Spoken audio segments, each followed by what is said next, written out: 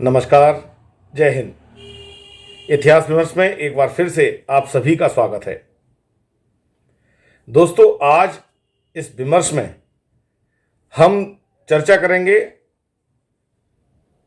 जो एनईपी है, राष्ट्रीय शिक्षा नीति। इसमें जो फर्स्ट ईयर के विद्यार्थी हैं उनके लिए परियोजना कार्य कंपलसरी विषय है। तो परियोजना कार्य कैसे करना है, प्रोजेक्ट कार्य कैसे करना है, इस विषय पे आज हम चर्चा करेंगे। मैंने पिछले 3 वीडियो में प्रोजेक्ट के ऊपर चर्चा की है। ये वीडियो आप देख सकते हैं। मैंने पिछले 3 वीडियो में ये चर्चा की है, तो ये चर्चा आप इन वीडियोस के माध्यम से देख सकते हैं। आज मैं आपको परियोजना कार्य में किस तरह से हमें पेपर वर्क करना है, क्योंकि बहुत सारे बच्चों की ये मांग थी कि एक किसी उदाहरण के आधार पे आप हमें ये समझाएं कि हम P1, P2, P3 ये फॉर्म हैं, इसके आधार पर परियोजना कार्य कैसे करें। 500 शब्द की जो रिपोर्ट लिखनी है वो कैसे लिखें, और लास्ट में 5000 शब्दों की जो फाइल बननी है, फाइनल रिपोर्ट बननी है, वो कैसे तैयार होगी। तो आज मैं एक डेमो देके ये सारी चीज़ें आपसे चर्चा करूँगा। सबसे पहला विषय है कि हम विषय का चयन कैसे करें। तो सबसे पहले तो आपको विषय का चयन करना है। जो भी आपके मार्गदर्शक हैं, जो शिक्षक हैं आपके महाविद्यालय में, उनके साथ बैठकर चिंतन करके और आपको जो विषय पसंद हो आप उस पर काम करें। कुछ बच्चों का कहना यह है कि जो परियोजना कार्य है वो काफ़ी टिपिकल है, उसमें बहुत सारे पॉइंट्स हैं जिनको हम कर नहीं सकते, हमें आइडिया नहीं है उसका। तो आप परियोजना कार्य कर रहे हैं, जरूरी नहीं आप प्रोजेक्ट तैयार करें, आप सर्वेक्षण रिपोर्ट तैयार करें, क्योंकि इसमें ऑप्शन दिया हुआ है कि आप या तो परियोजना कार्य करेंगे और या सर्वेक्षण करेंगे। अब ये परियोजना कार्य और सर्वेक्षण में अंतर क्या है? वैसे पिछली वीडियोस में मैंने इसके बारे में चर्चा की है, लेकिन आप चाहें तो मैं आपको दोबारा फिर बता देता हूं। इसमें बेसिक अंतर यह है कि जो आप परियोजना कार्य करने जाएंगे, प्रोजेक्ट करने जाएंगे किसी संस्थान में, तो आपको G1, G2, G3 और G4 इसका पालन करना पड़ेगा। इन प्रपत्रों को भरवाना पड़ेगा। जो प्रारूप आपको ये दिए जाएंगे G1, G2, G3, G4, इनको भरवाना पड़ेगा। और यदि आप केवल सर्वेक्षण करने जाते हैं, सर्वेक्षण कार्य करते हैं, तो आपको G1, G2, G3, G4 इन प्रारूपों की आवश्यकता नहीं होगी। फिर आप सीधे सीधे P1, P2, P3 और P4 इन पेपर्स के आधार पर ही अपनी परियोजना रिपोर्ट जो है वो तैयार करेंगे, सर्वेक्षण के आधार पर। तो सबसे पहले मैं चर्चा करूं उससे पहले आपसे ये आग्रह जरूर करूंगा कि आप इस वीडियो को पूरा देखें। कई बार बच्चे क्या है, थोड़ा सा वीडियो देखते हैं, आगे पीछे उसे बढ़ाकर घटाकर देखते हैं, उनके समझ में नहीं आता। क्योंकि मैंने कमेंट्स बॉक्स में जाके देखा, आप लोग भी देख सकते हैं, बच्चों के प्रश्न इतने साधारण हैं। यदि उनने वीडियो देखा होता तो वो ये प्रश्न नहीं करते, क्योंकि मैंने लगभग उन सारी बातों को छुआ है जिनके बारे में वे पूछना चाहते हैं। लेकिन आधा अधूरा वीडियो देखने के बाद आपको कुछ भी हासिल होने वाला नहीं है। तो कृपया इस वीडियो को पूरा देखें और इसके आधार पर आप अपनी परियोजना कार्य को कंप्लीट कर सकते हैं। तो आज हम जो परियोजना के लिए विषय चयन करते हैं, एक डेमो विषय, वो चयन करते हैं सम्राट अशोक के गुजर्रा लघु शिलालेख का ऐतिहासिक सर्वेक्षण।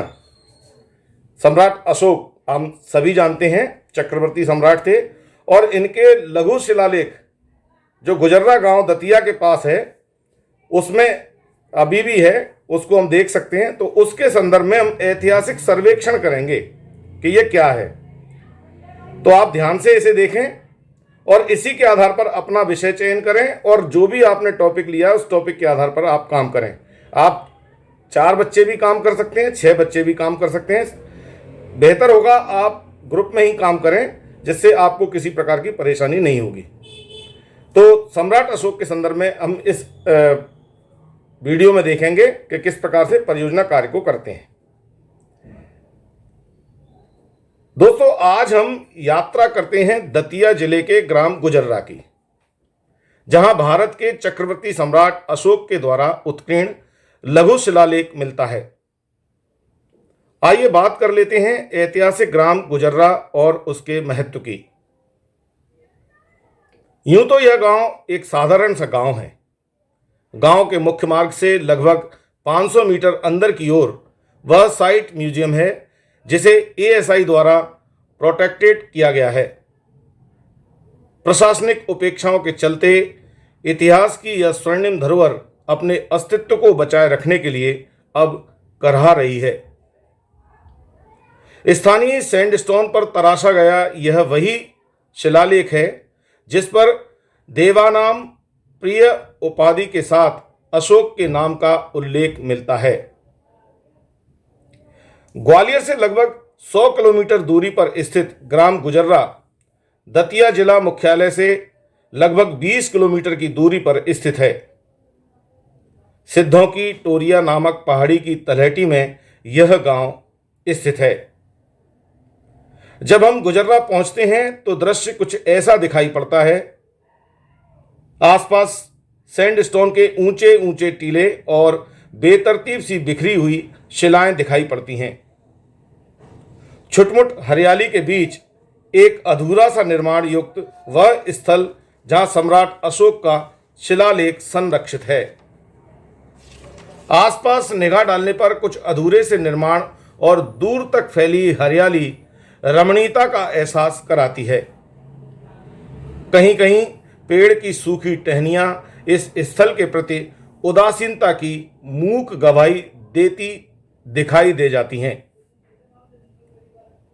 मध्य प्रदेश के गुजर्रा नामक स्थान से 1924 ईस्वी में सम्राट अशोक का एक शिलालेख मिला है। यह इसलिए भी महत्वपूर्ण हो जाता है क्योंकि इसके अतिरिक्त कर्नाटक के रायचूर जिले से अशोक के नाम का उल्लेख मिलता एक अन्य लघु शिलालेख भी प्राप्त हुआ है। लघु शिलालेख देख लेते हैं।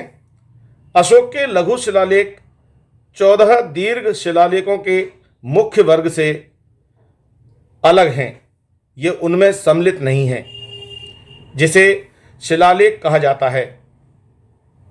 इनमें प्रमुख हैं रूपनाथ जबलपुर का 232 ईस्वी का लघु शिलालेख, गुजर्रा दतिया, भावरू विराटनगर राजस्थान, मास्की कर्नाटक के रायचूर जिला, सासाराम शाहाबाद बिहार और महास्थान पुंदरू नगर बांग्लादेश। इन सभी से अशोक के राज्य की सीमाएं तथा उसके धम्म प्रसार की जानकारी मिलती है।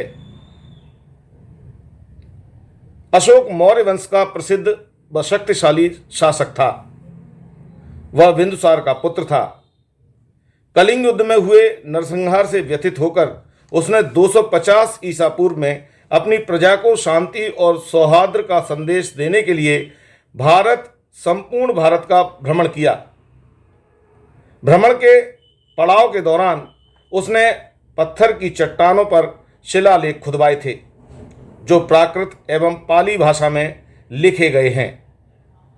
गुजर्रा स्थित शिलालेख भी उनमें से एक है, जो पुरातत्व महत्व की विश्व प्रसिद्ध धरोहर है। गुजर्रा शिलालेख में अशोक का नाम उपाधि सहित दिया हुआ है। देवानाम पियद सिनो अशोक राजस। इस प्रति के प्राप्त होने से इस अभिलेख के कई संशयग्रस्त पाठ स्पष्ट हो गए हैं। इसका मुख्य विषय है अशोक के 256 दिन की धर्म यात्रा तथा बौद्ध धर्म के प्रसार के लिए उनका अनथक प्रयास। जिस चट्टान पर यह लेख अंकित है वह गुजर्रा के निकट वन में अवस्थित है। भारत सरकार के पुरातत्व विभाग द्वारा संरक्षित यह स्मारक ब्राह्मी व मगधी लिपि में लिखा गया है। शिलाखंड में लंबाई में लगभग 1 मीटर और ऊंचाई में आधा मीटर के भाग में 5 पंक्तियां उत्कीर्ण की गई हैं। इसे प्राकृतिक क्षरण से रोकने के लिए इस पर टीन शेड भी किया गया है व चारों ओर से एक अधूरी सी बाउंड्री भी मिलती है। यहां दिन में सूर्य की रोशनी में यह शिलालेख साफ साफ दिखाई नहीं देता, किंतु जब इस पर एक ओर से छाया की जाती है तो इस पर उत्कीर्ण अक्षर उभरे हुए दिखाई देते हैं। बिना गेट के जीर्ण शीर्ण स्मारक में आम पर्यटकों को जानकारी देता एएसआई का एक शिलापट भी हिंदी व अंग्रेजी भाषा में लिखा हुआ दिखाई पड़ता है, जिस पर अभिलेख का अनुवाद भी उकेरा गया है। जबकि अंदर की ओर एक ऐतिहासिक शिला है जिस पर अभिलेख अंकित है। इस अभिलेख का सामान्य भावार्थ इस प्रकार है: यह उद्योग का फल है और केवल बड़े लोग ही इसे नहीं पा सकते, बल्कि छोटे लोग भी अगर उद्योग करें, धर्म के अनुसार आचरण करें तथा प्राणियों के साथ अहिंसा का व्यवहार करें तो भारी स्वर्ग के सुख को पा सकते हैं। कुल मिलाकर यह कहा जा सकता है कि दुनिया को अहिंसा का सबसे पहला पाठ पढ़ाने वाले सम्राट अशोक के एक महत्वपूर्ण धम्मलेख का वर्तमान परिदृश्य पीड़ादायी दिखाई पड़ता है। लगभग 2300 वर्ष पुराना यह महत्वपूर्ण पाषाण दस्तावेज अब टूट रहा है। सुरक्षा और जन सामान्य की अन्य सुविधाओं की दृष्टि से भी यह ऐतिहासिक स्थल अपने आसपास उदासी समेटे दिखाई पड़ता है। यदि राज्य सरकार और स्थानीय जनमानस इस क्षेत्र को देश के पर्यटन स्थल पटल पर लाना चाहते हैं तो यह देश विदेश के टूरिस्टों की दृष्टि से एक महत्वपूर्ण रोजगार उपलब्ध कराने वाला क्षेत्र के रूप में विकसित किया जा सकता है। स्थानीय प्रशासन यहां तक के पहुंच मार्ग को सुगम बनाने के साथ साथ विश्राम गृह, कैंपस विस्तार और सौंदर्यीकरण, जन सुविधाओं का विस्तार, सुरक्षा व स्थानीय व राष्ट्रीय स्तर पर इस स्थल को प्रमोट करे तो खजुराहो, ओरछा, झांसी और ग्वालियर आने वाले देशी विदेशी टूरिस्टों को यहां तक लाया जा सकता है, जिससे स्थानीय स्तर पर बहुत से रोजगारों का सृजन किया जा सकता है। तो ये तो मैंने आपको अभी इसकी एक संक्षिप्त जानकारी दी। अगर आप P1, P2, P3 इनको पढ़ेंगे कि इनमें क्या पूछा गया है, जब मैं आपको चैप्टर दिखाऊंगा, इसके चैप्टराइजेशन जो किया है वो भी इन P1, P2, P3 के आधार पर ही हमने किया है। उसी के आधार पर हमें विभाजन करना है अपने अध्यायों का, जो हम काम करेंगे उनका। तो ये सारी की सारी कहानी जो है ये हमें लिपिबद्ध करनी है। उसकी ऐतिहासिकता, वहां तक पहुंचने का मार्ग, कौन कौन सी जन सुविधाएं हैं, नहीं है तो क्या नहीं है, क्या प्रतिफल है, इससे पहले इसी संदर्भ में और किन किन लोगों ने काम किया है, उनका क्या रिकॉर्ड है, ये सारी की सारी चीजें हमें इसमें लिखनी है। इसीलिए मैंने कुछ चीजों को इसमें छुआ है। सारी चीजें कहना संभव नहीं है क्योंकि 5000 शब्दों की अगर पूरी फाइल पे मैं चर्चा करूंगा तो काफी लंबा समय चला जाएगा। तो मैं केवल उदाहरण के लिए इन चीजों को दे रहा हूं। साथ ही साथ सर्वेक्षण के साथ आपको एक बहुत महत्वपूर्ण काम करना है, क्योंकि अगर आप G1, G2, G3 लेके जाएंगे तो वहां से आप संस्था से प्रमाण पत्र लेके अपना काम कर सकते हैं। लेकिन सर्वेक्षण जब हम करने जाते हैं तो सर्वेक्षण के लिए हमें वहां के फोटोग्राफ्स, उसका मैप, अगर हम ये कह रहे हैं कि ग्वालियर रेलवे स्टेशन से दतिया लगभग 80 किलोमीटर दूर है और वहां से गुजर्रा लगभग 20 किलोमीटर दूर है, तो ये पूरा मैप, हम ट्रेन से कहां तक पहुंचेंगे, वहां से सड़क मार्ग से कैसे जाएंगे, झांसी से इसकी दूरी कितनी है, और जो ओरछा टूरिस्ट जा रहा है वो कैसे गुजर्रा आए, ये भी हम अपने इन सारी चीज़ों में बताएंगे। बाद में हम इसके निष्कर्ष के तौर पर जब पहुंचेंगे तो निष्कर्ष में हम इस चीज़ को बताएंगे कि वहाँ जो वर्तमान परिस्थिति वो क्या है और आप इसके प्रतिफल जो आउटकम्स हैं वो क्या हैं, आपके इस काम के, आप क्या सजेस्ट कर रहे हैं शासन प्रशासन को या वहाँ के स्थानीय लोगों को कि किस प्रकार से वो अपने रोजगार को बढ़ा सकते हैं। तो वो सारे आउटकम्स देने पड़ेंगे कि इसमें ये काम किया जाए तो इस स्थान को प्रमोट किया जा सकता है, लोगों को यहाँ लाया जा सकता है और वे काम कर सकते हैं, देख सकते हैं और अपनी स्मृतियों में इस स्थान को ले जा सकते हैं। और जब इसकी माउथ पब्लिसिटी वो लोग करेंगे तो यहाँ और भी कई सारे पर्यटक जो देशी विदेशी हैं वो भी आएंगे। इसको हमें प्रमोशन करना है। और ये क्यों प्रमोशन करना है, हम प्रोजेक्ट रिपोर्ट क्यों तैयार कर रहे हैं, ये प्रोजेक्ट रिपोर्ट तैयार करने के पीछे उद्देश्य ही शासन का ये है कि सभी लोग अपने स्किल के आधार पर अपने लिए रोजगार उपलब्ध करें और न सिर्फ अपने लिए करें, दूसरों के लिए भी रोजगार के अवसर दें। एक पर्यटक जब किसी स्थान के पर्यटन के लिए निकलता है तो वो लगभग 25 से 30 लोगों को रोजगार देता है। मैंने पिछले वीडियोस में चर्चा की है, आप चाहें तो उनको देख सकते हैं कि किस प्रकार से इनमें एक पर्यटक निकलता है तो कैसे काम होता है। और भारत में देशाटन की प्राचीन परंपरा है, तो इसी देशाटन के आधार पर हमें अपने रोजगार को सृजन करना है। हम गांव के भोजन के आधार पर भी रोजगार सृजन कर सकते हैं। गांव में जो खेती होती है उस खेती के आधार पर भी हम रोजगार सृजन कर सकते हैं, लोगों को वहां तक ला सकते हैं कि लोगों को पता ही नहीं है, शहर के बच्चों को खेती कैसे होती है, मूंगफली की खेती क्या है, गेहूं की खेती क्या है, सरसों की खेती क्या है। तो हम इसको प्रमोट करें और जब व्यक्ति वहां आए तो उसे गांव का देसी भोजन भी कराएं, और ऐसे करके हम अपने लिए भी रोजगार उपलब्ध करा सकते हैं। जिन लोगों के साथ हम काम कर रहे हैं, भोजन करा रहे हैं या और चीजें कर रहे हैं, उनके लिए भी हम रोजगार दे सकते हैं। तो ऐसे इन छोटे छोटे स्थानों को हमें प्रमोट करने के आधार पर अपनी रिपोर्ट को तैयार करना है। अब हम देखते हैं कि इसका जो फ्रंट पेज है वो कैसा बनेगा। अभी मैंने इसको पेन से बनाया हुआ है, अभी आप इसको देखेंगे, लेकिन इस पहले पेज को आप चाहें तो इसको कंप्यूटर से टाइप करा सकते हैं, केवल एक सिंगल पेज ये, क्योंकि ये आपके प्रोजेक्ट रिपोर्ट के ऊपर लगाया जाएगा।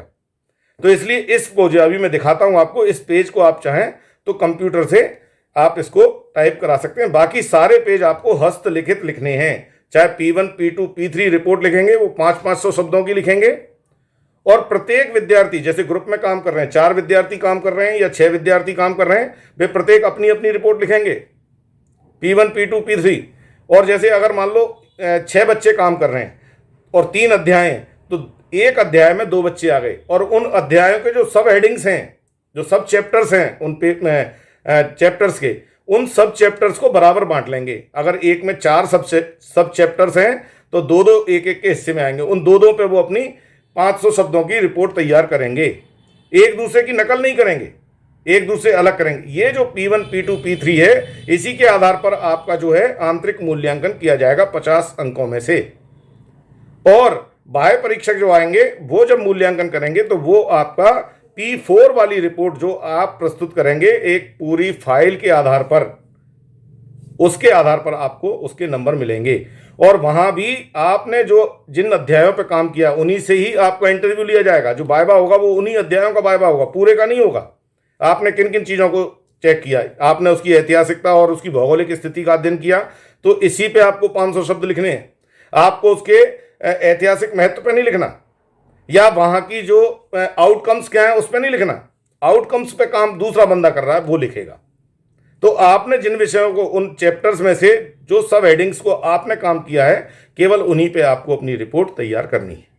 तो अब देखते हैं इस पेज में हमें लिखना क्या, हम किस प्रकार से उसको डिजाइन करेंगे। और इसे ध्यान रखें, अगर आपको नहीं समझ में आ रहा है तो आप इतिहास विमर्श पे इसी चैनल पे जो मैं अभी ये पेज आपको दिखा रहा हूँ, इसको आप स्क्रीनशॉट ले लें और स्क्रीनशॉट लेके आप उसके हिसाब से अपनी तैयारी भी कर सकते हैं, कहाँ क्या भरना है। लेकिन ये मैं डेमो के तौर पे लिख रहा हूँ, आप इसको अपने जो भी विषय चयन करें उस विषय के आधार पर इसको व्यवस्थित कर लें। तो देखें, ये फर्स्ट पेज, ये पहला पेज होगा। इसमें टाइटल ऊपर हम लिख रहे हैं, ये सैंपल रिपोर्ट है, सम्राट अशोक के गुजर्रा स्थित लघु शिलालेख का ऐतिहासिक सर्वेक्षण। ये अपनी हेडिंग हो गई, शीर्षक हो गया। सेकंड लाइन में हम लिखेंगे कला संकाय की स्नातक प्रथम वर्ष की कक्षा हेतु प्रस्तुत परियोजना रिपोर्ट, और उसके नीचे लिखेंगे सत्र 2021-2022। अब विद्यार्थी या विद्यार्थियों के नाम, कक्षा और अनुक्रमांक, चूंकि अभी अनुक्रमांक नहीं है, जब तक आपका अनुक्रमांक जनरेट नहीं होगा तब तक आप अपना कक्षा और नाम लिखेंगे। और जैसे इसमें मैंने क्रम से नाम दिया, राम नरेश यादव, रोहित सोनी, विशाल धारीवाल, वर्षा कासगीवाल, ये मैंने 4 नाम प्रतीक के तौर पे दिए हैं, और ये सब BA प्रथम वर्ष के छात्र हैं। अब इसके बाद आएगा संस्था का नाम, जहां आपने कार्य पूरा किया है, जिस जगह पे आपने कहा, जिस पे आप रिपोर्ट तैयार कर रहे हैं, वो स्थान का नाम। तो वो स्थान है ग्राम गुजर्रा, जिला दतिया स्थित ASI संरक्षित साइट म्यूजियम, इस जगह पे हमने काम किया है। इसके बाद नीचे आएगा पर्यवेक्षक का नाम। तो जैसे आपके जो शिक्षक हैं उनका नाम डॉक्टर घनश्याम पारासर है, सहायक प्राध्यापक इतिहास, शासकीय महाविद्यालय दभोह, जिला भिंड। ये आपने अपने टीचर्स का नाम दे दिया। इसके बाद जो आपके महाविद्यालय का मोनो है, जहां आप काम कर रहे हैं, तो वहां आप मोनो लिख देंगे। मैंने इसमें प्रतीकात्मक लिख दिया है, विद्या प्राप्यते तेज, शासकीय महाविद्यालय दभोह, जिला भिंड। ये कॉलेज का नाम आ गया। और सबसे नीचे इसमें होगा विश्वविद्यालय का नाम, जीवाजी विश्वविद्यालय ग्वालियर, ये हो गया। अब हम देखते हैं सेकंड रिपोर्ट। ये सेकंड वाला पेज देखिए आप, इसमें सेकंड पेज आप लगाएंगे वो होगा विद्यार्थी का घोषणा पत्र। ये देखिए आप, जो समूह में काम कर रहे हैं तो समूह का, और अकेला काम कर रहा है तो विद्यार्थी का अकेला। ये घोषणा पत्र है कि मैं या हम एतद द्वारा घोषणा करती हैं कि परियोजना या ये जो काम आपने किया है वो आपका स्वयं का किया गया मौलिक कार्य है। और इस प्रकार की ये पूरी भाषा आप उसमें लिखेंगे।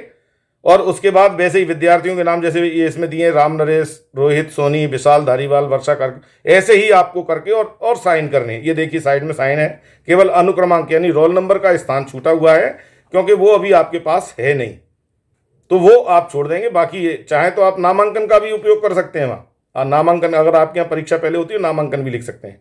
और ये आप इधर सिग्नेचर करके अपने यहाँ डेट डालेंगे कि इस प्रकार से ये आपका हो गया। अब देखिए ये वाला प्रपत्र, ये प्रपत्र आपके जो मार्गदर्शक हैं, गाइड हैं, वो देंगे। ये पर्यवेक्षक या निर्देशक का अनुमोदन पत्र है जो आपके कार्य पूर्णता का प्रमाण देंगे कि आपने उनके मार्गदर्शन में ये कार्य किया है या ये परियोजना कार्य किया है और यह कार्य पूर्ण हो चुका है, वह इसका अनुमोदन करते हैं। और जैसे मान लो, जैसे अपन ने उदाहरण के लिए डॉक्टर घनश्याम पारासर का नाम लिखा है तो हम ये नाम लिखेंगे, काम क्या किया है, परियोजना पे काम किया है और कहाँ किया है, शासकीय महाविद्यालय दबोह भिंड। और ऐसे नीचे डेट आ जाएगी, उसके बाद सिग्नेचर स्थान आ जाएगा और आप बगल में आपके जो परियोजना अधिकारी हैं उनके सिग्नेचर आ जाएंगे। तो ये हो जाएगा। अब इसके बाद एक महत्वपूर्ण पेपर इसमें जो लगेगा परियोजना सर्वेक्षण रिपोर्ट में, वो आएगा आभार। तो मैं ये आभार आपको दिखा रहा हूँ, ये भी प्रतीकात्मक है। यहाँ आप अपने अनुसार इसको लिख सकते हैं। चूंकि बच्चों ने इससे पहले कभी लिखा नहीं है तो मैं एक उदाहरण के लिए बता रहा हूँ कि किस तरह से आपकी भाषा इसमें होगी। देखें इसे, आभार ज्ञापन। वीणा वादिनी माँ सरस्वती के श्री चरणों में नमन करते हुए हम आभार मानते हैं अपने माता पिता का, जिन्होंने कठिन परिश्रम करके हमें उच्च शिक्षा दिलाने के लिए महाविद्यालय में अध्ययन करने का अवसर प्रदान किया। फिर पैराग्राफ चेंज करके लिखें, हम आभार मानते हैं अपने सम्मानीय गुरुवर डॉक्टर घनश्याम पारासर जी का, जिनके कुशल मार्गदर्शन में हम इस महत्वपूर्ण कार्य को अंजाम तक पहुंचाने में सफल रहे। हम आभारी हैं अपने महाविद्यालय के आदरणीय प्राचार्य जी एवं इतिहास विषय के सभी गुरुजनों का, जिनका स्नेह आशीष हमें सदैव मिलता रहा है। फिर पैराग्राफ चेंज करेंगे, गुजर्रा साइट म्यूजियम के केयरटेकर श्री बलवीर जी का भी हम आभार मानते हैं, जिन्होंने हमें लघु शिलालेख के संदर्भ में महत्वपूर्ण जानकारी उपलब्ध कराई। फिर पैराग्राफ चेंज करेंगे, अंत में उन सभी ज्ञात अज्ञात महानुभावों का भी आभार जिनके प्रत्यक्ष या परोक्ष सहयोग से यह कार्य सफलतापूर्वक संपन्न हो सका। और फिर ये जो प्रपत्र है इसमें जो लगा हुआ है, इस कॉलम को भी हम भरेंगे। ये देखिए कॉलम भरा हुआ है, ये विद्यार्थियों का नाम है, ये कक्षा है, अनुक्रमांक है और हस्ताक्षर दिनांक सहित जिन विद्यार्थियों ने काम किया है। अगर 4 विद्यार्थी हैं तो 4, 6 विद्यार्थी हैं तो 6, अकेले ने किया तो अकेले, उन सब का इसमें ये आ जाएगा। और नीचे स्थान और दिनांक भी है। अब हम ध्यान कर लेते हैं ये इस पे, ये अनुक्रमणिका देखिए आप, ये पूरी अनुक्रमणिका है जो आपको पेजिंग करनी है। इसी क्रम में आपको लगाना है। ये जो मैंने आपको क्रम बताया, इसी क्रम में आपको अपनी फाइल तैयार करनी है। जो 5000 शब्दों की आप लास्ट में फाइल तैयार करेंगे तो उसमें जिन बच्चों ने जिन चैप्टर्स पे काम किया है वे बच्चे उन्हीं चैप्टर्स को, यानी अब यहाँ ये ध्यान रखें, यहाँ आपको 5000 शब्दों की फाइल अलग अलग तैयार नहीं करनी है। अगर 6 बच्चे काम कर रहे हैं तो 6 बच्चे मिलके इस फाइल को तैयार करेंगे। लेकिन वो कैसे करेंगे, जिन चैप्टर्स पे आपने काम किया है, जो अपन ने पहले बांटे हैं कि एक अध्याय में 4 टॉपिक हैं, 4 सब हेडिंग्स हैं, तो उन 4 में से 2-2 बट गई। 6 बच्चे काम कर रहे हैं तो 2 जो हेडिंग्स हैं आपके पास, सब हेडिंग, उन्हीं पर ही आप अपनी परियोजना रिपोर्ट लिखेंगे और उसको सारी को फिर कंपाइल कर देंगे। पहला अध्याय किन 2 बच्चों ने लिखा है, उन 4 उप अध्यायों को, वो चारों के चारों उप अध्याय लेके उन दोनों बच्चों की रिपोर्ट पहले आ गई। इसी प्रकार सेकंड अध्याय किसने लिखा है, फिर थर्ड अध्याय किसने लिखा है। तो ऐसे मिला के आपके लगभग 500 शब्द जो, वो 5000 शब्द जो हैं वो कंप्लीट हो जाते हैं और फाइनल फाइल आपकी तैयार हो जाएगी। इसमें जो फाइलिंग है ये इसके कॉमन नंबर हैं, लेकिन जो 20 नंबर आपको वाइवा के मिलेंगे, वो आपको पर्सनल मिलेंगे कि जो शिक्षक आपसे प्रश्न पूछेंगे वो आपने जो काम किया केवल उसी पे पूछेंगे, पूरे इस 5,000 शब्दों की रिपोर्ट पे नहीं पूछेंगे, जो आपने पाठ लिखा उसी पे पूछेंगे। तो ये विशेष ध्यान दें कि इसको आपको किस प्रकार करना है। तो आप इसमें अनुक्रमणिका पे आप ध्यान दें। ये अनुक्रमणिका है, ये देखिए, इसमें पहले जो हम जब इसमें विवरण देंगे तो वो रोमन अक्षरों में उसको देंगे। तो इसमें पहले आएगा विद्यार्थी समूह का मौलिकता प्रमाण पत्र, और ये रोमन नंबर 1। दूसरा है पर्यवेक्षक निदेशक का अनुमोदन पत्र, ये हो गया रोमन अक्षर 2।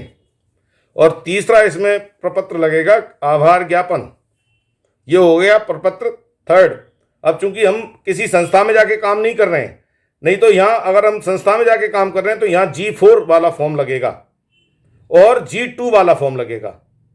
ये दोनों फॉर्म हमें वो G2 वाला और G4 वाला ये इसमें यहाँ लगाना पड़ेगा। लेकिन अगर ऐसा नहीं है तो हम यहाँ कोई फॉर्म नहीं लगाएंगे, ये खाली रहेगा। अब अध्याय प्रथम, जैसे हमने अध्याय में इसको डिवाइड किया इस पूरे परियोजना कार्य को, तो इसमें पहला अध्याय है, इसका नाम है परियोजना कार्य सर्वेक्षण का परिचय। और इसमें पहला है ग्राम गुजर्रा अभिलेख का ऐतिहासिक महत्व, इसे 1 से 5 पेज में हम लिख रहे हैं। ग्राम गुजर्रा की भौगोलिक एवं ऐतिहासिक स्थिति, इसे हम 6 से 10 पेज में लिख रहे हैं। जिला मुख्यालय से ग्राम गुजर्रा की दूरी, तो इसे हम लिख रहे हैं और सर्वेक्षण स्थल तक आने जाने की सुविधा, इसे 13 से 14 तक लिख रहे हैं।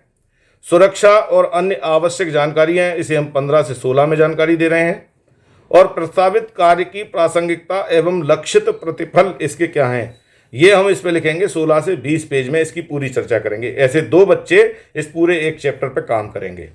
अब द्वितीय अध्याय है, तो इसमें अशोक के लघु शिलालेखों का अध्ययन, यानी जो और लघु शिलालेख उसके कितने हैं उनका संक्षिप्त परिचय हमें इसमें देना है। तो इसके लिए समय हो जाएगा 21 से 25 पेज का, इसमें ये ड्यूरेशन हो गया पेजिंग का। दूसरा इसमें चैप्टर हो जाएगा ऐतिहासिक सर्वेक्षण के संदर्भ में लोगों से चर्चा और उसके निष्कर्ष। जो आप जिस गुजर्रा गांव में काम कर रहे हैं तो वहाँ आपने बहुत से लोगों से चर्चा की होगी, जो वहाँ केयर टेकर हैं, उन केयर टेकर का भी नाम देके आप उल्लेख कर सकते हैं, उन्होंने इसके बारे में ये बताया। जो गुजर्रा गांव है उसके बारे में उन वहाँ के जो कुछ प्रबुद्ध लोग हैं उनसे आप चर्चा कर सकते हैं। कोई ऐसा जो व्यक्ति है जो वहाँ उस स्थल को देखने आया है, कोई पर्यटक है, तो आप उससे भी बात कर सकते हैं कि यहाँ आप कैसे आए, आपको कहाँ से जानकारी मिली, क्या, वो सारी वाट एवर इट इज, जो भी चीज़ें हैं वो सब इसमें हम दे सकते हैं। तो ये इसमें आ जाएगा। और उसके बाद उपलब्ध साहित्य प्रमाणों के आधार पर इसका तुलनात्मक अध्ययन, यहाँ जो हम लास्ट में संदर्भ ग्रंथ देंगे, ग्रंथ की रिपोर्ट देंगे, वो इसी के आधार पर देंगे जो इस गुजर्रा से संबंधित उपलब्ध कौन कौन सा साहित्य है, उस साहित्य का हमने क्या अध्ययन किया और जो अध्ययन किया उसकी हमें नीचे संदर्भ ग्रंथ में नाम देना पड़ेगा उन बुक्स का। तो ये इसमें चर्चा होगी।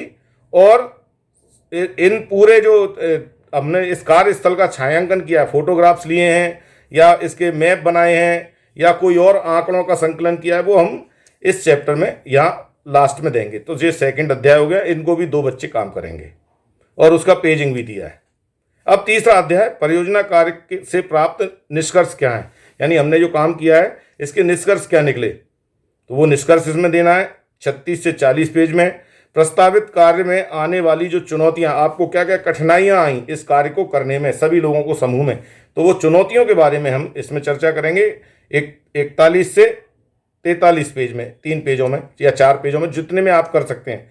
और लास्ट में प्रस्तावित कार्य का महत्व एवं कार्यस्थल के आधार पर रोजगार की संभावनाएं क्या हैं, ये संभावनाएं भी हमें बतानी है कि हम यहाँ आए, अगर कोई व्यक्ति यहाँ इस चीज़ को प्रमोट करता है, इसको आगे बढ़ाता है, डेवलप करता है, तो रोजगार की क्या क्या संभावना है और किन किन लोगों को रोजगार मिल सकता है, तो ये भी हमें उन संभावनाओं को जताना पड़ेगा। चुनौतियाँ कौन कौन सी हैं, सुझाव कौन कौन से हैं, किस प्रकार से लोग इसको अपने लिए एक अवसर के रूप में बदल सकते हैं, लोकल के लिए वोकल, वो वाली बात यहाँ हमें इसमें करनी है।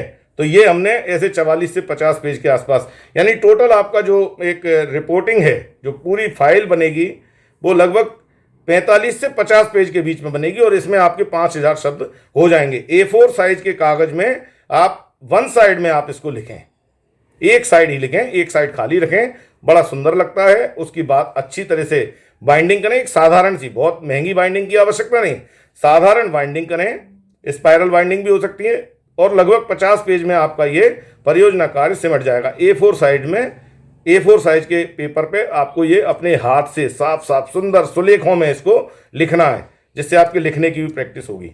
और सबसे नीचे में ये देखिए आप, संदर्भ ग्रंथ सूची जो सबसे नीचे, इस पर ध्यान दें, अनुक्रमणिका में इसमें सबसे नीचे दी है संदर्भ सूची, जिसमें डॉक्टर A.K. मित्तल, भारत का इतिहास प्रारंभ से 1200 ईस्वी, साहित्य भवन पब्लिकेशन आगरा। इसी प्रकार दूसरी किताब का नाम है कौलेश्वर राय, इतिहास दर्शन, किताब महल, इलाहाबाद। तीसरी पुस्तक है L.P. शर्मा, प्राचीन भारत, लक्ष्मी नारायण अग्रवाल, आगरा, ये प्रकाशक का नाम है। और चौथी पुस्तक है प्रोफेसर आनंद मिश्र, युग युगीन दतिया, ओमेगा पब्लिकेशन, दिल्ली। तो ये इस प्रकार से हम इसकी पूरी की पूरी जो रिपोर्टिंग है इसको हम कर सकते हैं। और ये पेज जब हम लगा देंगे, कंप्लीट कर देंगे, उसके बाद हम वो सारी रिपोर्ट जो हमने तैयार की है 50 पेज की, वो रिपोर्ट इसके पीछे नत्थी कर देंगे, लगा देंगे।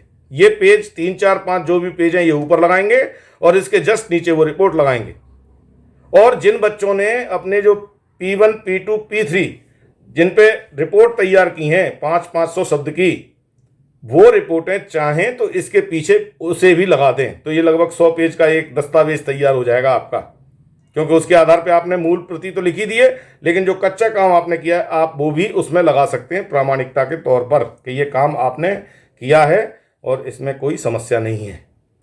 तो मैं समझता हूँ इतिहास विमर्श में ये जो चर्चा आज परियोजना कार्य के संदर्भ में प्रोजेक्ट रिपोर्ट की है सर्वेक्षण के लिए, वो आपके समझ में आई होगी। आप इन पेपर्स को दोबारा देख के आराम से बैठ के चिंतन करके, मनन करके इसका अध्ययन करें। फिर भी कोई समस्या हो आप मुझसे पूछ सकते हैं कमेंट्स बॉक्स में जाकर। लेकिन मैं आपसे निवेदन यही करूंगा कि कोई भी प्रश्न पूछने से पहले उस वीडियो को कृपया पूरा देखें। इसी न्यू एजुकेशन पॉलिसी से रिलेटेड बहुत सारे वीडियो इसमें डले हैं, इतिहास विमर्श में पहले मैंने कंप्लीट किए हैं, आप चाहें तो उनको देख सकते हैं। क्या पॉलिसी है, किस प्रकार से मूल्यांकन की पद्धति रहेगी, कैसा आपका पेपर का स्वरूप रहेगा, प्रश्न पत्र कैसा आएगा, ये सारी चर्चाएं इसमें आपको मिलेंगी। आप चाहें तो उनको बड़ी तसल्ली से बैठ के सुने पूरा, उसमें कोई अलग से आपको कोई समस्या नहीं है। क्योंकि साल भर हमें भी पता है कॉलेजों में पढ़ाई नहीं हुई है, इस बीच में न्यू एजुकेशन पॉलिसी भी आई है, कोरोना काल भी रहा है, काफ़ी उथल पुथल भरा माहौल था, लेकिन इसी में से रास्ते निकालने हैं। ये सारी की सारी चुनौतियां हैं, हमें चुनौतियों का सामना करना भी सीखना है, क्योंकि भविष्य में और भी कई तरह की चुनौतियां आएंगी और उनका हमें डटकर मुकाबला करना है। तो भागना नहीं है, सीखना है। तो आप इस प्रकार से अपनी प्रोजेक्ट रिपोर्ट तैयार कर सकते हैं, इस प्रकार से प्रपत्रों को भर सकते हैं। जिन बच्चों ने इस वर्ष फर्स्ट ईयर में एडमिशन लिया है, BA, BSc, BCom, BHSC, BBA, BCA, इसी प्रकार उनको परियोजना कार्य करना है। हाँ, विषय उनके अलग अलग होंगे। मैं चूंकि इतिहास का विद्यार्थी हूँ इसलिए मैं इतिहास की बात कर रहा हूँ। अगर कोई मैथ्स का बच्चा है तो मैं मैथ्स के बारे में चर्चा नहीं कर सकता या कॉमर्स में चर्चा नहीं कर सकता, लेकिन इस आधार पर वो अपना परियोजना कार्य तैयार कर सकते हैं। इसी प्रकार से उनको ड्राफ्टिंग करनी होगी, ये ड्राफ्टिंग का तरीका यही है। तो आप इस वीडियो को अपने उन मित्रों तक पहुँचाएँ, शेयर करें, अपने जो फेसबुक पेज हैं या आपके व्हाट्सएप ग्रुप हैं, इंस्टाग्राम हैं, जहाँ भी आप हैं, जिस सोशल मीडिया से आप जुड़े हुए हैं उसके माध्यम से इसको शेयर करें, जिससे ज़्यादा से ज़्यादा लोगों को इसका लाभ मिले। साथ ही साथ जिन लोगों ने अभी तक इतिहास विमर्श को सब्सक्राइब नहीं किया है वे कृपया इसको सब्सक्राइब अवश्य करें, क्योंकि इससे संबंधित जो भी रिपोर्ट्स हैं, जो भी जानकारियां हैं जो एजुकेशन से संबंधित हैं, मैं समय समय पर आपके लिए लाता हूं। तो आप इसे सब्सक्राइब करें, साथ ही साथ बेल आइकन पर जाएं और ऑल के ऑप्शन पर जाएं, जिससे आपको सारी की सारी सूचनाएं वहां मिलें। और इतिहास विमर्श पर ही कम्युनिटी पर जाकर आप जब उसे देखेंगे तो वहां आपको विश्वविद्यालय से संबंधित, महाविद्यालय से संबंधित अन्य सूचनाएं भी मिलेंगी। तो मुझे विश्वास है कि ये वीडियो आपके लिए लाभदायक रहेगा। आपको परियोजना कार्य में सर्वेक्षण कार्य करने के संदर्भ में जानकारी मिली होगी। आपने धैर्य से इस वीडियो को देखा। आप समय समय पर इसी प्रकार से अपना स्नेह और विश्वास बनाए रखें। आपका बहुत बहुत धन्यवाद। जय हिंद।